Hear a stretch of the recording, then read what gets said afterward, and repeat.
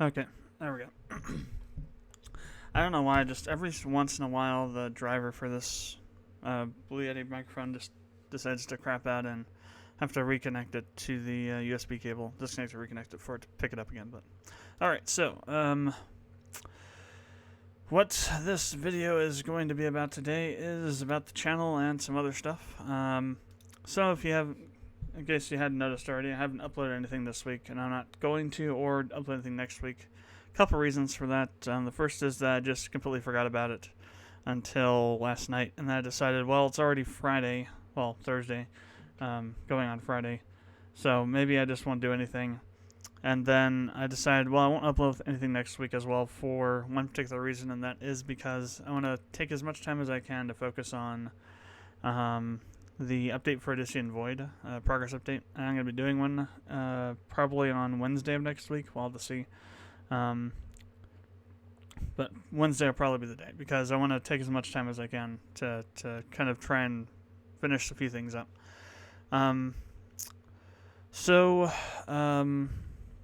Let's see, what's talk about. For those of you that don't know what Odyssian Void is, it's a game I've been working on for quite a while. There's a YouTube channel for it. You can find the link to it, or the whatever it's called, on our channel page. But it's going to be a 4X space simulation game. And what it's going to be about is, well, let's talk about the general concept for it. The idea was that it would be kind of like an amalgamation of different genres. So you'd have all kinds of different types of gameplay in it.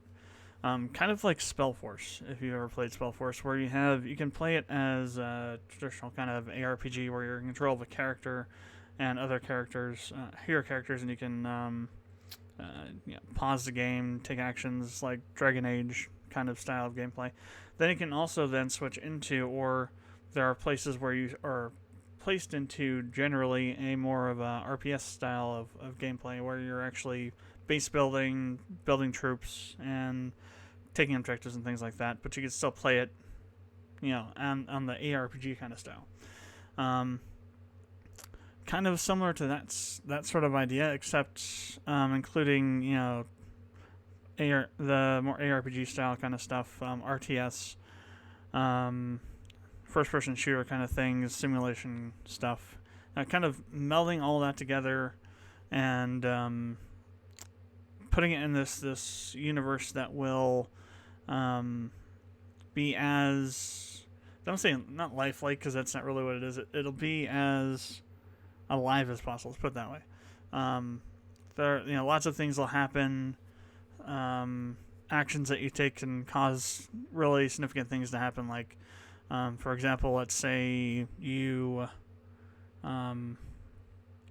sabotage a factory somewhere, for whatever reason, just because you want to, or because you were given a mission to do so from some other organization. That could cause that entity, the corporation that owns that factory, to go bankrupt and get bought out or something like that.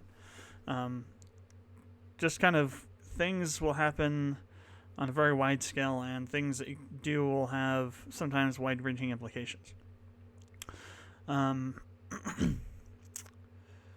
For really a more in-depth kind of explanation of it, we do on the OV channel. We do have a whole bunch of stuff on it. I actually stopped doing them, but there was I was doing introductory videos where I talk about different parts of the story and the lore, and like the general idea for the game, and the different systems and things that I had thought about putting into it.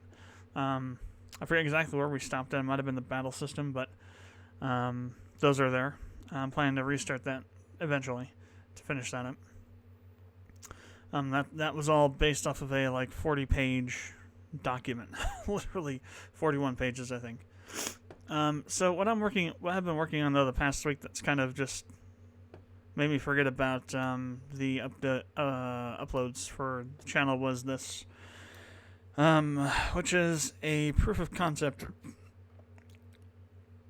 economic simulation, if you will. So it's kind of like putting together certain aspects of the economic system into some code and see what happens, and see if it operates in the way that I want it to, and then kind of shaping things around and kind of faking how the economic engines will work in the actual game.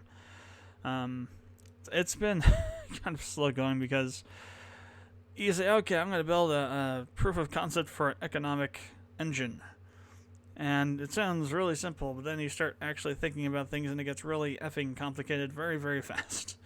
Like, okay, so now that we have first of all, I had to go through and say, okay, I have to kind of rebuild the plan generation, system generation, so that it'll work for this minimalistic kind of aspect. Didn't want to bring the stuff over from the universe proof of concept because that's way more information than what I need for this. At the same time, you have to kind of recreate it and then modify what's there to make it work for what you're actually trying to do. So, like, for example, in this one, there are things in this code that aren't in the universe concept because that wasn't part of what I was thinking of doing when I was making that. For example, jump gates. I have now created the code to create jump gates in systems and connect them to other systems. Quite a few places here. I think this is the beginning of the code. Here. No, that's not it. Where are you? You're above this part. Here. So, initially, I was going through making this, and I kept on hitting, all this code is to generate, the gates, and this is still not the completed code. We'll get into that in a bit, but what this does is it goes through all the systems, see how many, selects a random number of gates up to 4. I've made it a random decision to say, okay, 4 gates maximum. 4 gates that go somewhere. In other words, so you can have a system that's connected to more than 4 systems by one-way gates, but you can't have more than 4 physical gates. That's what I'm basically saying with this. And then I would go through for this number of gates in a for loop here, process some conditional things, a while loop to make sure that we have a valid gate so that the gate doesn't already exist in the current system that we're building gates for, and that the destination system for the gate doesn't already have a one-way gate to this system, and vice versa. We don't have a one-way gate to the other system. That's what this check gates down here does. And then also checking to make sure that the other system doesn't have 4 actual gates in it already. The current system doesn't. Distance also became a thing later on, saying, okay, now that we have this actually correctly building the gates, I want to add some more conditions to it. So originally what was happening was that it would get into this and get into a timeout thing because eventually there would be a scenario where you couldn't have any more valid gates. So there were no systems that had any open gate slots left, and there was no way to either that or that every system had already been used to create a gate to another system, and that there was no way to create a new gate to any target system because everything had been used. So we get into this thing and just kind of sit here and spin an infinite loop kind of thing. So I decided, okay, we'll make a gate timeout. So what'll happen is that it'll try 40 times to create a gate, and if it can't create it, it was 1,000 at one point. It'll just say, okay, that gate is now invalid, so now the system will have one less gate in it. And that's good and all, but at the same time, that creates a situation where you have systems that have only inactive or one-way gates. Inactive is fine, but only one-way gates isn't fine because then you can't get out of that system. If the system has a one-way gate into it but no gates out, you get trapped in that system and you basically get screwed and you're stuck there forever. So that's what I mean by this is not complete. I have to go back through and add in some code to somehow create gates to systems that are active or inactive if there's only one-way gates in that system. And I also have to figure out a way to say, okay, for the initial planets, there shouldn't be any systems that don't have an active gate in them, because inactive gates are for when you start expanding the universe. There shouldn't be any inactive gates in the initial however many systems that get generated for the seed group of systems to start the game with. So I have to go through and figure that out. So when I got this done, I was thinking, okay, so we got the gates being created. Now we have to think about, okay, we have to figure out a way to create a trade region for a planet. So a trade region is defined by me as a section of the universe which a planet can trade with. So if you watch some of the videos, I wonder if I could find it. Let me go see if I can find it again, because if I can find it, that will be awesome. So I can use it to explain live here. Let me just pause the stream for a second.